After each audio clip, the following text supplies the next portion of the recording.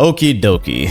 I just got done watching the Spurs and Pistons in full, and if I was in my grifting era, let me tell you how easy it would be to get on here and be like, Pistons exposed, this is why they're frauds, and da-da-da, and I don't have to say any of that because I've been very clear. I don't think they can win a championship this year. Matter of fact, I don't think it's a crazy take to say an Eastern team really shouldn't and probably can't win the title this year. Can any of the East teams that you think are the top ones beat any of the top 3 West teams 4 times in a series?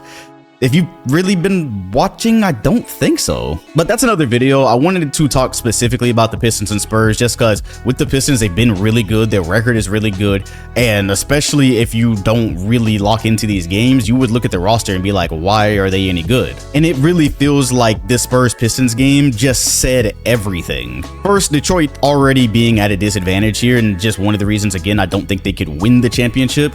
You go against San Antonio, Wembanyama, whether he is involved offensively or not, makes a team like the Pistons lives miserable. You look at his official stat line, believe it was something like 21, 17, and probably 6 blocks, and you would think watching that he just cleaned up, which he did, but not really offensively. A lot of those buckets came at the end. The game was kind of over, Pistons were falling flat. For most of it, he was struggling with the physicality. The Pistons were swarming. They're really equipped to, if you've watched how Wemby struggles this year, Pistons are equipped to make him struggle. The issue is on the other side of the seesaw there, you have to score on Wemby. And when you have I don't know, Paul Reed and Ron Holland on the same side of the floor, just a situation Detroit might find themselves in with non-shooters on the floor together, there are a lot of teams they can still be successful against with that. They can draw the big out, they can use angles, they can use their quickness, but Wemby breaks rules in that he's covering the spot that he's at, and then you're also not as open as you think you are. That's part of the reason he ended up with 6 blocks here. And those 6 blocks don't even tell the full story. Those don't show the shots that he just flat out changed. So yes, as it specifically pertains to what could be the NBA Finals, it could end up San Antonio and Detroit. Just matchup wise, Wemby could average 15 or 16 points a game in that series and still completely change it. Down 10. And if Cade fouls, this time he's done. So they will probably not win this game without Cade at all. Oh my God. And yep, there goes another example of the conversation we were just having. Yeah. Dennis Jacobs probably finishes that against any other team. Game has gone pretty much the same way tonight for him. He's been on. And oh my gosh, yeah. I don't think that's a goal can Cade. I think yeah, damn. Now they're starting to out-tough him. We'll say if Detroit was going to win a championship, it would not be against San Antonio. It just would not.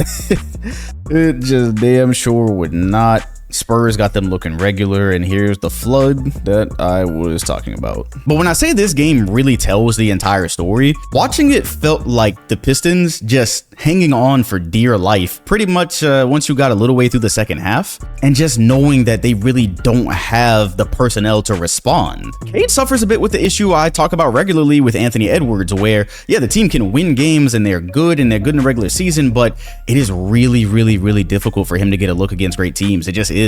So, and even though both of them they cut a ton, and because they have to cut a ton, they look at that right there. I mean, even you can literally, I just go ahead and rewind for a second.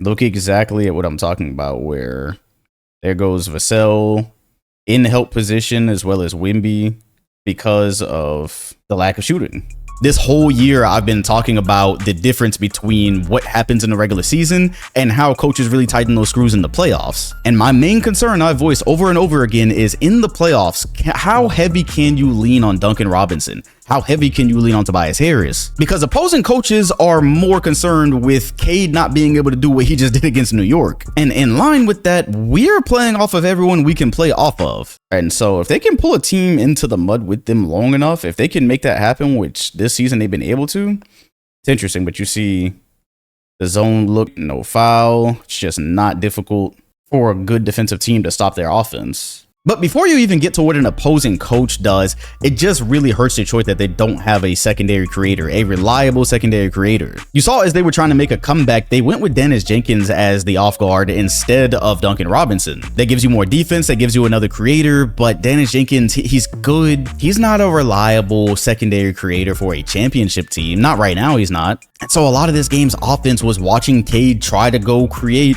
and then there's Azora Thompson standing in the paint, or he's cut to the paint, and now you've got Wemby there, and you've got Thompson's defender there. It's watching him make his move, and the Spurs immediately playing off of whoever they need to play off of. Ron Holland was great in this one. He played really well. He kind of kept them in it in the first quarter, and still it's such a hindrance that they don't care about him at the perimeter. A lot of his stuff is dirty work, 50-50, fast break stuff, things that can win you regular season games, but you can't feel too comfortable relying on this in playoff basketball. But this is why I refuse to disrespect the Detroit Pistons, because this is a game that for another team probably would have ended way earlier. It would have got out of hand in the first half. Detroit was able to muck the game up enough that they still had a chance to slingshot at the very end. Once again, extremely physical defense. Paul Reed came in and played his ass off. Paul is for real like just a forward that plays with the intensity and aggression and the athleticism of a center. And it helps that he's very quick, so on the other end, he can grift some buckets. He's not a shooter. He can't really create his own shot that well, but he can play a two-man game with somebody. He can beat the opposing center. He can pick and roll. But everything I am naming about what Detroit can do pales in comparison to what a real championship-ready team can do.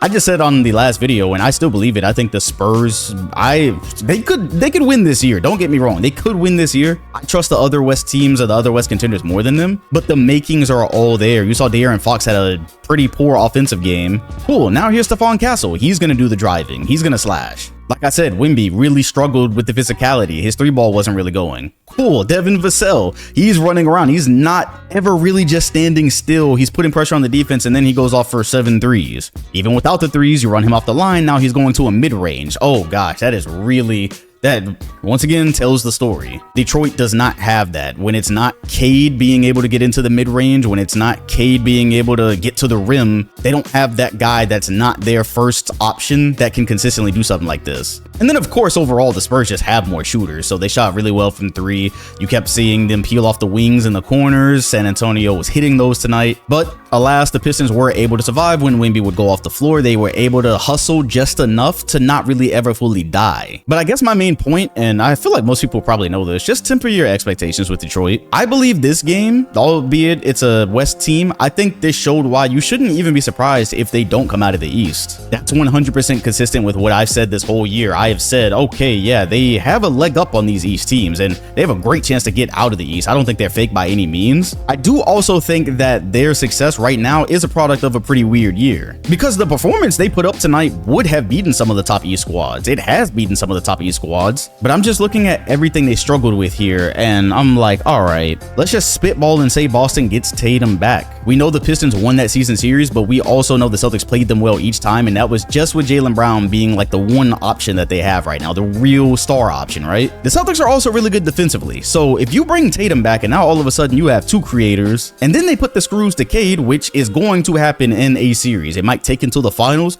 Somebody is going to put the screws to Cade, and it's, I guess at this rate, it's not going to be the Knicks, but especially in lineups where Detroit is really trying to maximize their defense. Oh yeah, nah, go ahead, shoot Javonte Green, please. I'll live with Karis LeVert shooting at volume. He's supposed to be there to be able to provide that spark, but it's, again, I'm talking about reliable all the time playoff hoops. They don't have that guy. So while their defense depth and versatility is enough to beat who they would have to beat in the East, and even just matchup wise, right? Cade really doesn't struggle with New York. They have enough issues to be exploited in playoff basketball. One thing I've not mentioned, Beef Stew didn't play. He's still on suspension right now. Okay, from what I just saw, I don't think he really fixes why Detroit lost this game and why they looked like they were playing a real championship contender. Still will get out there and be able to spread the floor a little bit better than the options that they have right now. He's going to bolster your defense. He's not really going to take the pressure off and be able to create. He's not going to hit enough threes consistently that I'm really scared. And back to the point of me always saying, and I said this about San Antonio too, I said it earlier, but I have been specifically saying I think Detroit is ahead of schedule. Yeah, Cade still has time to get better. He does. He's a 33% three-point shooter right now. When it's this tough for him to get a look, especially down the stretch against a great team like this, and he is not really a reliable three-point shooter himself, well, that's something that might be different in a year or two. Right now, the Pistons were not able to make the move at the deadline that would have put them over the top. We heard some very silly ideas earlier in the year, like trading for Anthony Davis.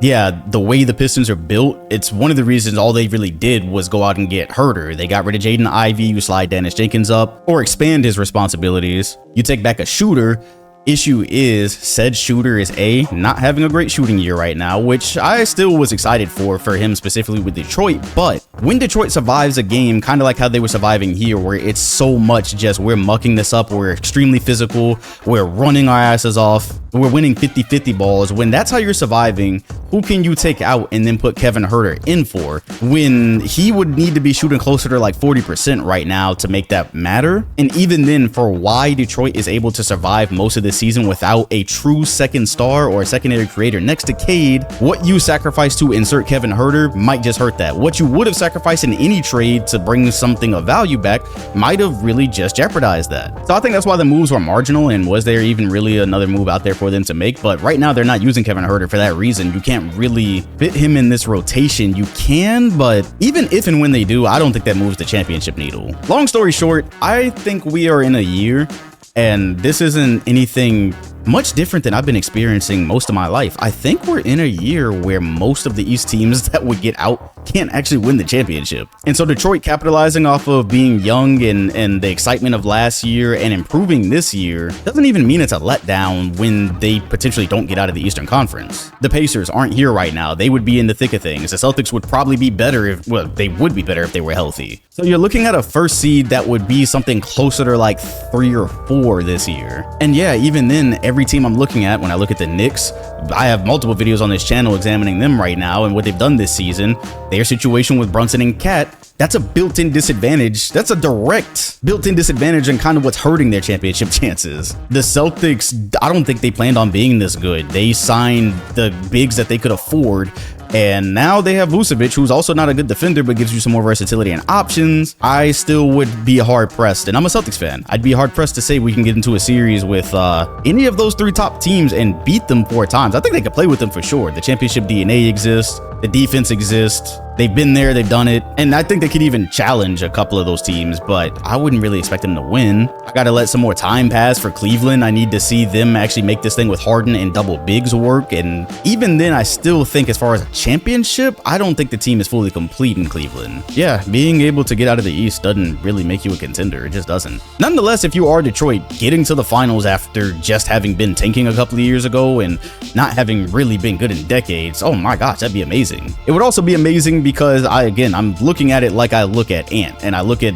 Anthony Edwards' success and go, cool, one day this is going to be crazy, hopefully soon when he plays with a complementing star. For the Pistons, Duren definitely has a ways to go improving. Cade is going to improve, but then also they're probably going to be aggressive eventually and trying to get the roster over the top, and at least from where you are right now, you know that you can get there, and that's not something you could say about Detroit since the calendar says 2026. It's been just about 20 years since the last time you could faithfully say that. Anyways, I had a lot of fun with what I didn't address at the beginning, but I'm saying could be the NBA Finals. It's not that much of a leap. Again, I believe the Pistons, I wouldn't be surprised if they didn't get out there, but I think they have a great chance to. And for San Antonio, it's kind of as simple as, well, first of all, they just flat out can get out right now of the West, but if you play Denver and Denver is still wishy-washy with these injuries, I think you can get them. And they've played OKC well multiple times this year. They've beaten them multiple times. They've had Shea call them the better team.